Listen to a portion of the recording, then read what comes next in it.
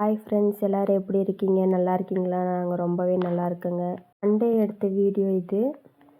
வெண்டைக்காய் புளிக்குழம்பு வைக்கலான்ட்டு வெண்டைக்காய் எல்லாம் கழுவிட்டு வந்து வீடியோவில் காட்டலான்னு காமிச்சேன். கீழே விழுந்துருச்சு வெண்டைக்காய். நான் விடுவேன், நான் திருப்பி நீ எடுத்து போட்டு காட்டியா வந்துட்டு காட்டிட்டு எடுத்து போட்டு நிறைய பேர் எனக்கு டிஎம் பண்ணியிருந்தீங்க, சாந்தினி அக்கா வீடியோ போட சொல்லுங்கன்ட்டு. நானும் சொன்னேன், அவங்க கேட்க மாட்டேங்கிறாங்க. நான் என்ன பண்ணுவேன்? அப்போ என் வீடியோ பிடிக்கலையா உங்களுக்கு? பிடிச்சிருக்குல்ல, என் வீடியோவை பாருங்கள். நான் எங்கள் அக்கா வீட்டுக்கு போனால் அவங்கள ஷூட் பண்ணி நான் போடுறேன், அப்போ நீங்கள் பார்த்துக்கோங்க. அவங்களுக்கு வந்து இதில் ஃபுல் இன்ட்ரெஸ்ட் இல்லையா, அதனால அவங்க போட மாட்டேங்கிறாங்க. என்ன வழக்கம் போல் என்னோடய ஜூஸுக்கு தான் ரெடி பண்ணிட்டேன். நெல்லிக்காய் வாங்கிட்டு வந்தனால இன்றைக்கி நெல்லிக்காய் ஜூஸ் குடிக்கலான்னு நெல்லிக்காய் ஜூஸ் போட்டு குடிச்சிட்டு தண்ணி கொஞ்சம் வந்துச்சு வெளியே போய் தொட்டிக்கு போட்டு விட்டன்ட்டு குழம்பெல்லாம் தாளித்து ஊற்றியாச்சு. நிறைய பேர் நீங்கள் இருக்கிறது சொந்த வீடான்னு கேட்டீங்க. ஆமாங்க, சொந்த வீடு. எங்கள் வீட்டுக்காரோட சொந்த உழைப்பில் கட்டின வீடுங்க இது. உங்கள் வீட்டுக்கார் கூட பிறந்தவங்க எத்தனை பேர் சிஸ்டர் இருக்காங்கன்னு கேட்டிங்க. கூட பிறந்தவங்க 3 பேர், 2 அக்கா, ஒரு அண்ணா. இவங்களோட சேர்த்து 4 பேர். இவங்க தான் கடைசி பையன். உங்களுக்கு மாமியார் மாமனார்லாம் இருக்காங்களான்னு கேட்டிங்க. எனக்கு மாமியார் மாமனார் எல்லாருமே இருக்காங்கங்க. குழம்பெல்லாம் வச்சுட்டு கொஞ்சம் ட்ரெஸ் எல்லாம் இருந்துச்சு, அதையும் துவைச்சி போட்டு பாத்திரம் இருந்துச்சு, அதையும் விளக்கியாச்சுங்க. நெக்ஸ்ட் என்ன, வீடு தான் துடைக்கலான்ட்டு அதுக்கு தேவையான லிக்விடெல்லாம் ஊற்றி எல்லாம் க்ளீன் பண்ணி துடைச்சாச்சுங்க.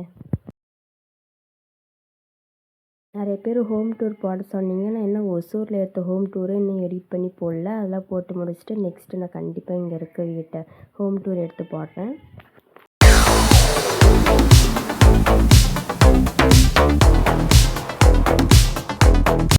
உள்ளேயெல்லாம் துவைச்சி முடிச்சுட்டு வெளியே வந்து கழுவி விட்டாச்சு. கழுவிட்டு துணியெல்லாம் கொஞ்சம் துவைச்சி வச்சுருந்தேன்ல, அதை எடுத்துகிட்டு போய் மேலே காய் போடலான்ட்டு காய் போட்டு ஹாஸ்பிட்டலுக்கு போகிற வேலை இருந்துச்சு. அதனால் டக்குன்னு மாமாவை கிளம்ப சொன்னாங்கன்னு போய் ஒரு குளியல் போட்டு வந்தாச்சுங்க. குளிச்சுட்டு வந்தால் தாங்க கொஞ்சம் ஃப்ரீயாக இருக்குது.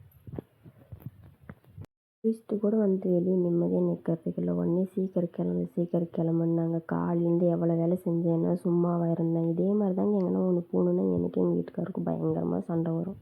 மாமா குளிச்சுட்டு வந்துட்டாங்க. குளிச்சுட்டு 2 பேர் ரெடி ஆகிட்டு மாமாவுக்கும் எனக்கும் சாப்பாடு போட்டு சாப்பிட்டு கிளம்பலான்ட்டு கிளம்பக்குள்ளே மாமா மாத்திரை ஞாபகப்படுத்தி விட்டாங்க. ஒருக்கிட்ட மாத்திரைலேருந்து டிமிக்கு கொடுக்க முடியுமா முடியாது, என்ன பண்ணுறதுன்ட்டு மாத்திரை பல்ல கடிச்சுன்னு குடிச்சிட்டு கிளம்பியாச்சுங்க.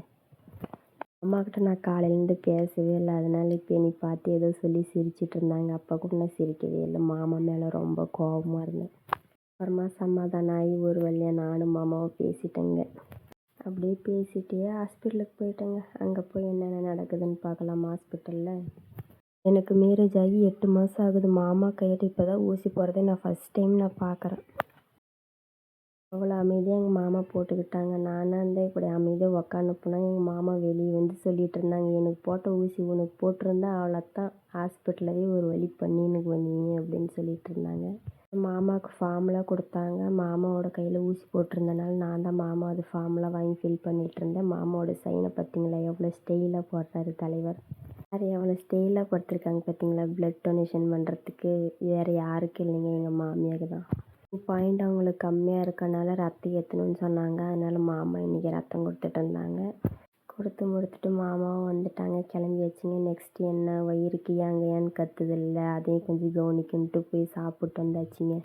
மாமாவும் இன்றைக்கி நைட் ஷிஃப்ட்டு போயிடுவாங்க. அதனால் கொஞ்சம் அட்வைஸ் பண்ணாங்க, நேரத்துக்கு சாப்பிடு பாப்பா, டேப்லெட்லாம் முழுங்கிரு, மறந்துடாத, டிமிக்கி கொடுத்துடாத, நான் இருந்தால் கூட பரவாயில்ல, நானும் இல்லை, எனக்கோசரம் குடிச்சிக்கோன்னு மாமா கொஞ்சம் அட்வைஸ் பண்ணிகிட்டு இருந்தாங்க. தலை ரொம்ப வலி எடுத்துச்சுன்னு சொன்னாங்க. மாமா சரி வா பாப்பா போய் காஃபி குடிச்சிட்டு வரலான்ட்டு என்னை கூட்டிகிட்டு போய் மாமாவும் நானும் காஃபி குடிச்சிட்டு அக்கா கிட்டலாம் சொல்லிட்டு கிளம்பியாச்சுங்க. மாமா நைட் ஷிஃப்ட்டு போவாங்க. அதனால் என்னை கொண்டு போய் பாலக்கோட்டில் விட்டுட்டு அவங்க நேரமாக போகணும் அப்படின்ட்டு கிளம்பிட்டாங்க. மாமாவும் நானும் ஜாலியாக அப்படி எங்கள் வாழ்க்கை வரலாறை பற்றியெல்லாம் மாமாவும் பேசிகிட்டு வந்தாங்க, நானும் பேசிகிட்டு வந்தேன். சொல்லப்போனால் எங்கள் மாமாலாம் ரொம்ப பாவங்க. ஏன் பாவம்னு சொன்னேன்னா, என்னையை கல்யாணம் பண்ணிக்கிட்டாரு, அதனால் அவரை ரொம்ப பாவம்னு சொன்னேங்க. ப்ளட் டொனேஷன் பண்ணனால நல்லா ஹெல்த்தி ஃபுட்டாக சாப்பிட்ணும், ஜூஸ்லாம் நிறையா குடிக்கணும்னு சொன்னாங்க. போயிட்டாங்கன்னா ஒழுங்காகவே சாப்பிட மாட்டாங்க. அதனால் மாமாவின் பேக்கரிக்கு கொண்டு போய் ஜூஸ்லாம் குடிக்க வச்சு அனுப்பலான்ட்டு ஜூஸ்லாம் குடிச்சு முடிச்சுட்டு அங்கேயே நானும் மாமா ஒரு 2 ஃபோட்டோ எடுத்தேங்க. பாலக்கோட்டில் இருக்கிறவங்களுக்கு தெரியும் இந்த பேக்கரி எங்கே இருக்குன்ட்டு, தெரிஞ்சால் கமெண்டில் சொல்லுங்கள். ஜூஸ் எல்லாம் குடிச்சு முடிச்சுட்டு வீட்டுக்கு வந்தாச்சுங்க. வந்தோடனே போய் ட்ரெஸ் எல்லாம் கொஞ்சம் மேலே துவைச்சி போட்டிருந்த மழை வர மாதிரி இருந்துச்சு, போய் எடுத்துகிட்டு வந்துட்டேன்.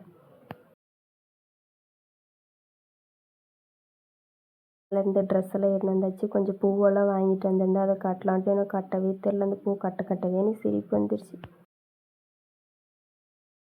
இது மாதிரியே கட்டுறேன் மாமா நானுன்னு. இல்லை பாப்பா நீ நல்லா தான் கட்டுறேன்னாங்க. மாமா சொல்கிறாங்களே அப்படின்னு நானும் கொஞ்சம் மனசு தேத்தி கட்டிகிட்டு இருந்தேங்க. மாமாவுக்கு நைட் ஷிஃப்ட்டுக்கு டைம் ஆயிடுச்சு. அதனால் மாமாவை அமுச்சு விட்டு பார்த்துக்கலான்ட்டு மாமாவை கிளம்பிட்டாங்க ஷிஃப்ட்டுக்கு. ஒவ்வொரு டைமும் சொல்கிறாங்க டேப்லெட்டை மறந்துடாதன்ட்டு.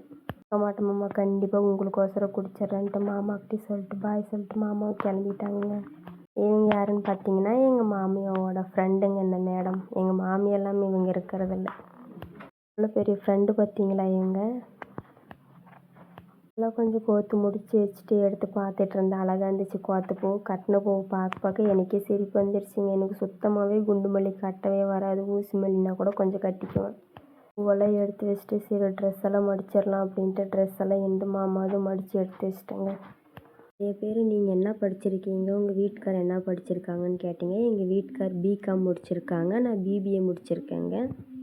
நீங்கள் நிறைய பேர் கொஷின் ஆன்சர் வீடியோ போடுங்கக்கான்றீங்க. மாமாவுக்கு ஷிஃப்ட் முடிஞ்சு 1 டே தான் இருந்தாங்க. உடனே கிளம்பிட்டாங்க. டைம் இருக்கிறப்ப நான் கண்டிப்பாக உங்களுக்கு கொஷின் ஆன்சர் வீடியோ எடுத்து நான் போட்டுறேன். என்னோடய வீடியோ அவ்வளோ இன்ட்ரெஸ்ட்டாக இருக்குது, பார்க்குறதுக்கு நல்லா இருக்குதுன்னு சொல்கிறீங்க. எல்லாத்துக்கும் ரொம்ப ரொம்ப ரொம்ப தேங்க்ஸ். இந்த சப்போர்ட் எனக்கு இன்னும் கிடைக்கணும். நிறைய பேர் என்னோடய சேனலை சப்ஸ்கிரைப் பண்ணாமல் பார்க்குறீங்க. மறக்காமல் சப்ஸ்கிரைப் பண்ணிவிட்டு பாருங்கள். எல்லாம் அடித்து முடிச்சுட்டு வெளியே வந்து பார்த்தா இடி மின்னலோட மழைங்க, செம மழை. உங்கள் ஊரில் மழை இருக்கான்னு கண்டிப்பாக சொல்லுங்கள். அப்படியே மழை காற்றுக்கு உட்காந்து வெளியே கொஞ்சம் கேக்கெல்லாம் இருந்துச்சு வாங்கிட்டு வந்தேன். அப்படியே சாப்பிட்டு ஜாலியாக மழையை ரசிச்சிட்டு இருந்தேங்க. பாய். நாளைக்கு ஒரு வீடியோவில் பார்க்கலாம். எல்லோரும் சேஃபாக இருங்க. ஓகேவா?